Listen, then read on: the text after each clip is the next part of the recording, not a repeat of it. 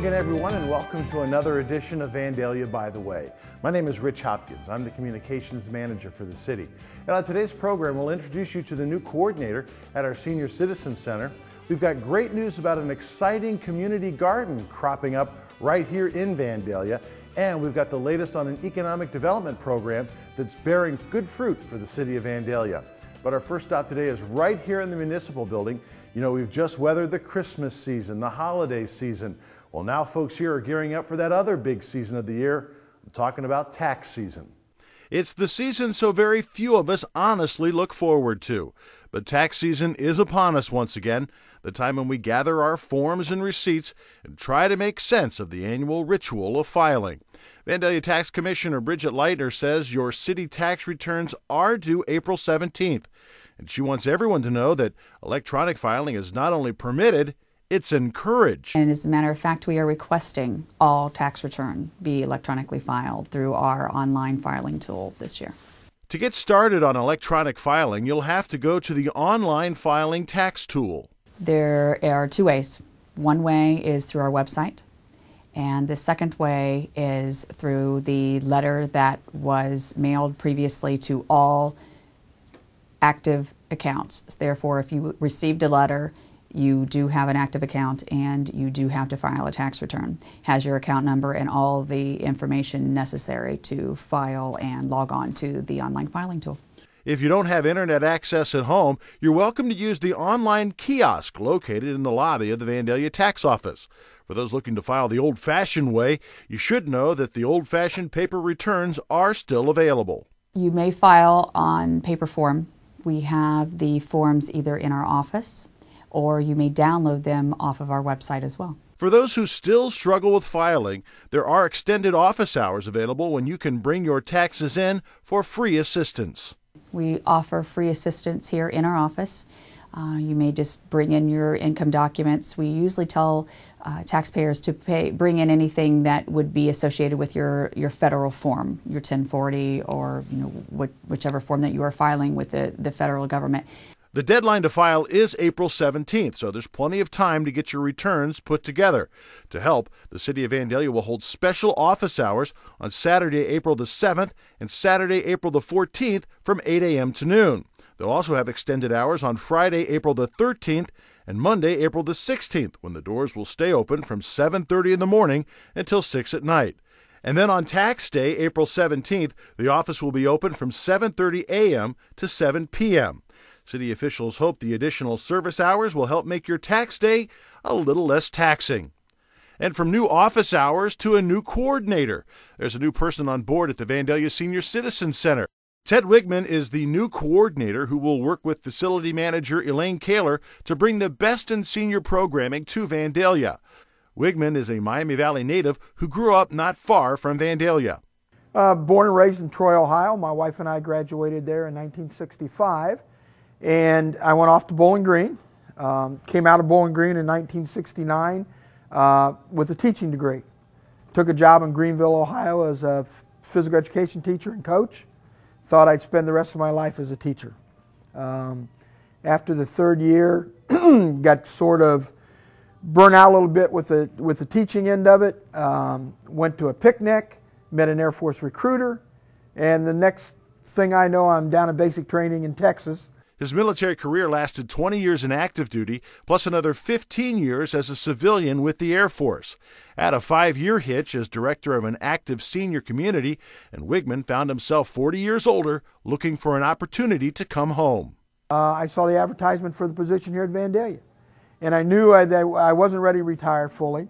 So interviewed, was fortunate enough to get the position, started here. And then a couple days later, we bought a house five doors down from my brother and his wife, and the rest is history. Wigman has been on the job a little more than a month now. He says he's impressed with Vandalia. I can see how much the city has grown, how much enthusiasm there is in every level of the city.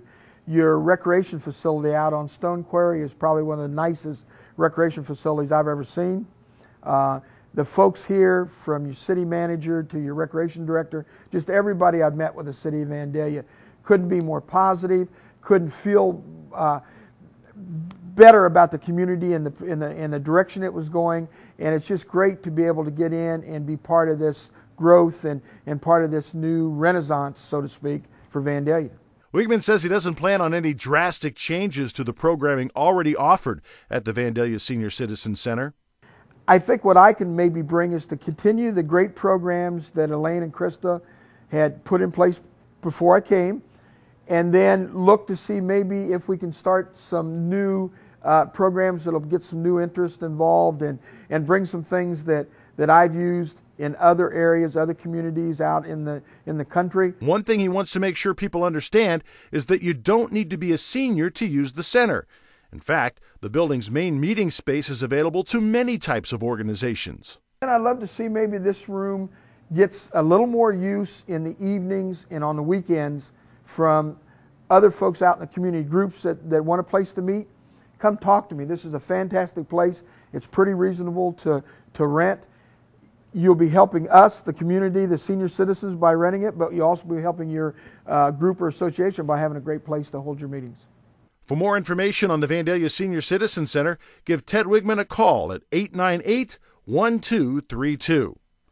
Now let's switch gears and talk about a program designed to save local companies money while making the area a greener place to live. A unique partnership is giving companies in Vandalia and throughout the region a chance to go green and save some green in the process. Dayton Regional Green 3 Initiative is a partnership between Montgomery County, University of Dayton, Chamber of Commerce, and HEPE Engineering. And that initiative works on promoting sustainability, energy efficiency in an 8-county region in our area. Basically anything outside of Hamilton and Franklin we cover, and we work to promote greener practices for the government, residential, and business sector. Lamiz Mubaslat says the Green 3 program looks to match companies with the latest on initiatives designed to make conservation and sustainability programs cost-effective. What we aim to do is to kind of be a one-stop sustainability center. Because right now we have so many different initiatives in our area. Some of them are from government identities, some of them are from nonprofit organizations, but they're scattered, they're fragmented, and they're not centralized in one area. So if somebody has an interest in green, and if you ask 5 people, they'll give you 5 answers what green is. So we want to kind of try to answer all the questions that are related to green in one location. The way to find out about all of the programs offered through the Green 3 initiative is to check out their website, www.drg3.org. If you're interested in energy efficiency, you can go to our website and find answers. If you want to find a bike route because you don't want to drive your car, you should be able to go to our website and find an answer. If you want to know what's the latest regulations in terms of energy for the state of Ohio, you should be able to go to our website and find the answer. So that's what we're trying to do. Mubaslat says the biggest misconception about green initiatives is that green usually means expensive. She says quite the opposite is true. Green really will save you money because green it means you're being frugal. You want to use your resources and your energy very efficiently. You want to capitalize on every dollar that you spend so that you spend it wisely and you don't waste it. So that's the idea of green. It's not to let you pay more money, it's to save you money. A good example of a cost savings program is the free energy audit offered to smaller companies. An energy audit typically costs $2,000 to $4,000 in value, so you get it for free. But that's for small businesses, 25 full-time employees or less. In addition to that, we worked with DP&L, and because of their belief in our program and what we're trying to do to our region, they're gonna provide specific rebate programs only to Dayton Regional Green 3 businesses.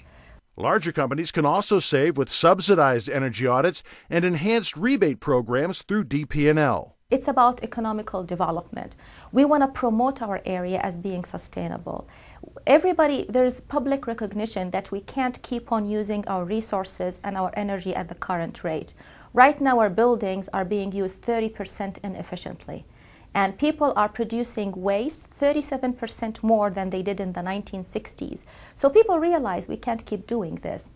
And what we do as a complement to Business First, we show businesses how to save money so it go into their profits margin instead of into their bottom line. into their expenses. And from green initiatives to a green thumb, the City of Vandalia is looking for local gardeners who want to be part of a community garden at Jeffers Park. Facility Superintendent Rudy Wells says 10 garden plots have been created there to give folks a place to grow. We picked Jeffers Park because we have the space here and space to expand in the future. And it's high ground where in the spring it should be dry. Good gardening conditions, a lot of sun. So we've got a parking lot fairly close. So a lot of good things at this site that let us choose it. One thing you'll notice about the plots is their generous size. Each plot is 15 feet by 20 feet.